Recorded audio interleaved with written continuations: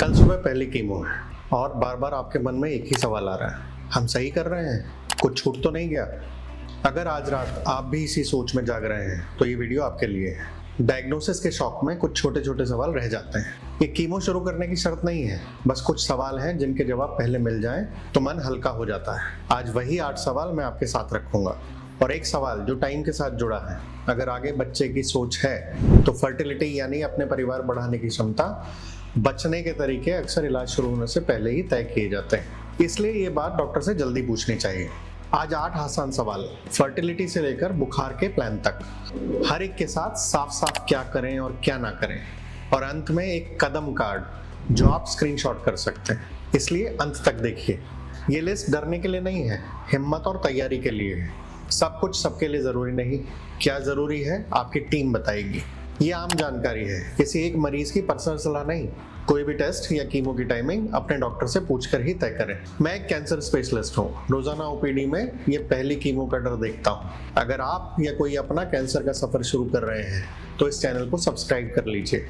यहाँ हर हफ्ते कैंसर की सरल सही जानकारी मिलती रहेगी। चलिए पहले सवाल से शुरू करते हैं। तो पहला सवाल टीम से, क्या मेरे इलाज से फर्टिलिटी पर असर पड़ सकता है और मेरे लिए ये बात जरूरी है? सीधी बात, कुछ कैंसर की दवाएं और रेडिएशन आगे बच्चे करने की क्षमता पर असर डाल सकते हैं, कभी कुछ समय के लिए, कभी हमेशा के लिए। ये दवाई, डोज और इलाज पर डिपेंड करता है। अच्छी खबर यह है कि इसका हल है। पुरुष अपना स्पर्म बचाकर यानी कि फ्रीज करवा कर रख सकते हैं। ये सिंपल और कम खर्च वाला होता है।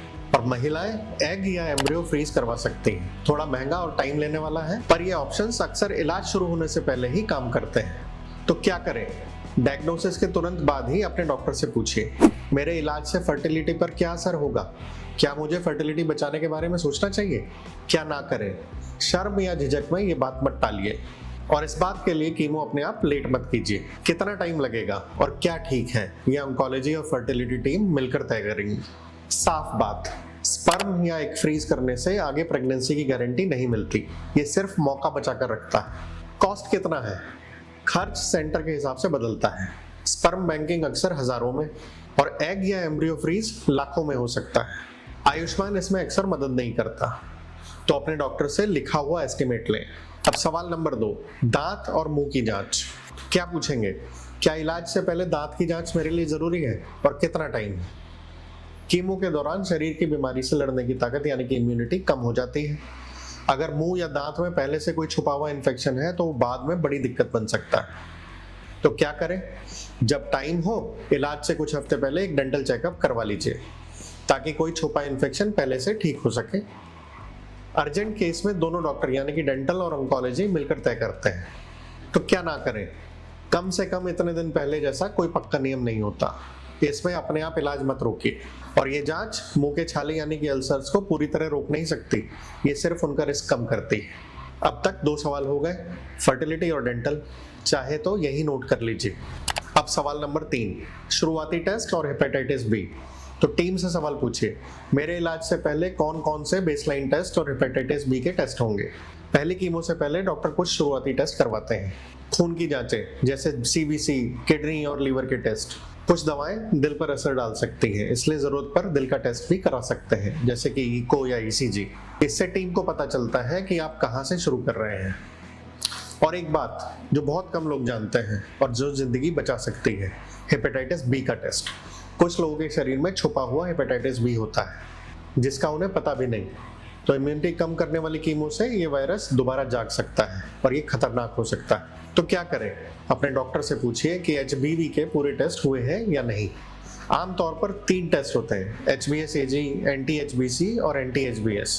जरूरत पड़े तो टीम बचाव की दवाई यानी कि एंटीवायरल शुरू करती है। क्या ना करें?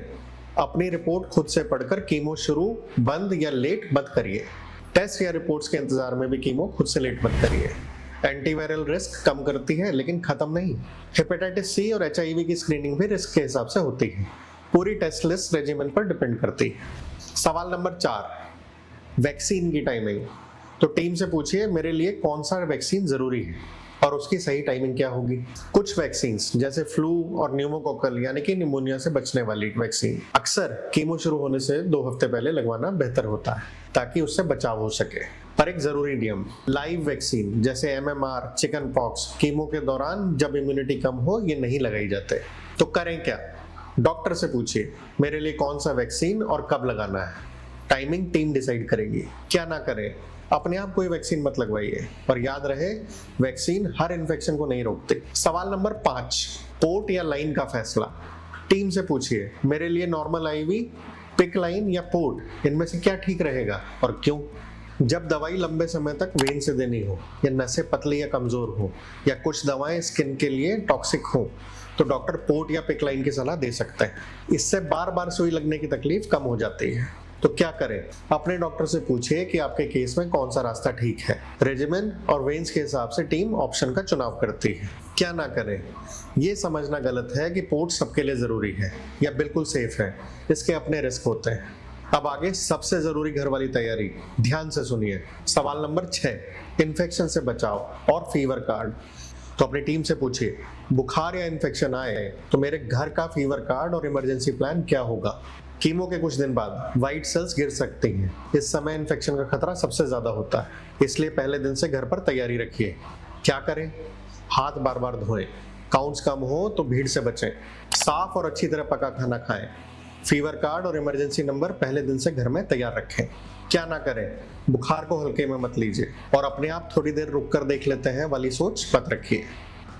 रुकिए, एक सवाल जो लगभग हर घर को डॉक्टर से पूछना चाहिए, मेरा फीवर कार्ड और इमरजेंसी कॉन्टैक्ट प्लान क्या है।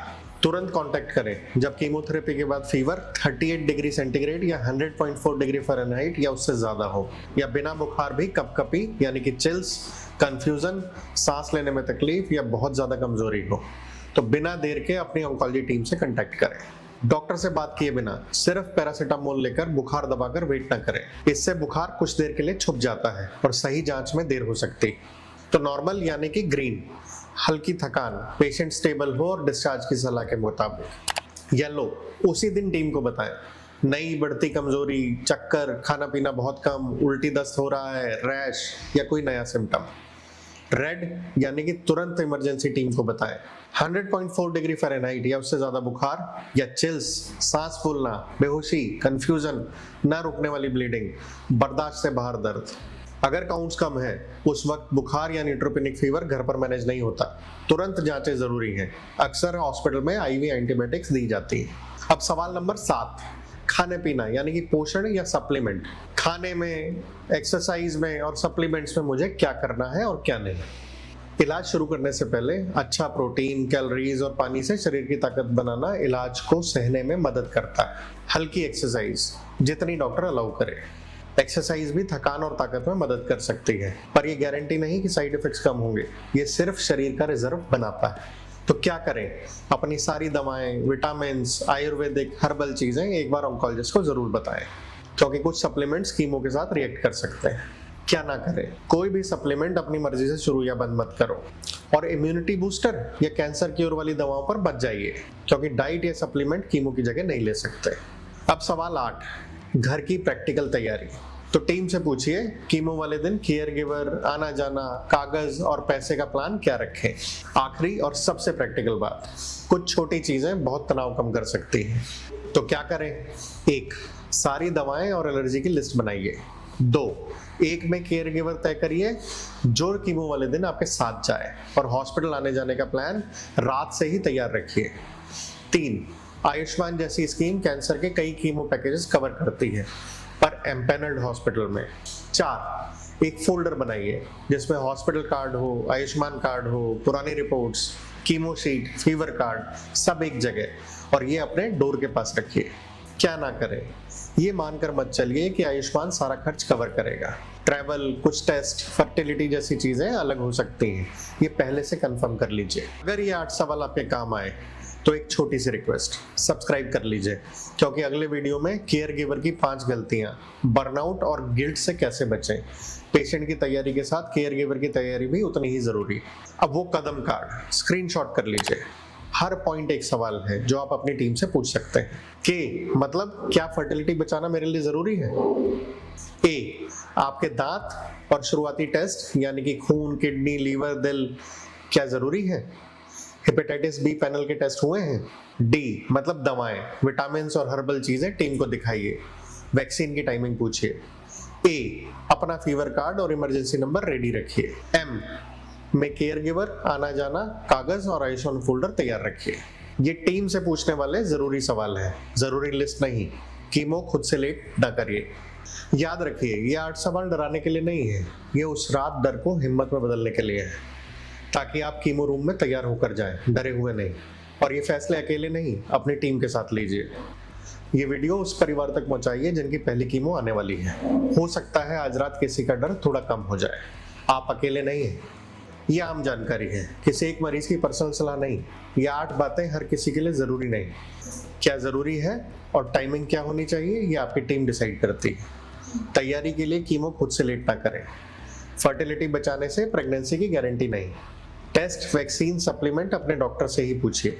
इमरजेंसी 38 डिग्री सेंटीग्रेड या उससे ज्यादा फीवर, चिल्स, सांस फूलना, बेहोशी, कंफ्यूजन, ना रुकने वाली ब्लीडिंग में तुरंत मेडिकल केयर लीजिए। उसके बाद बन की परेशानी के लिए टेलीमानस पर संपर्क करिए। नंबर है 14416।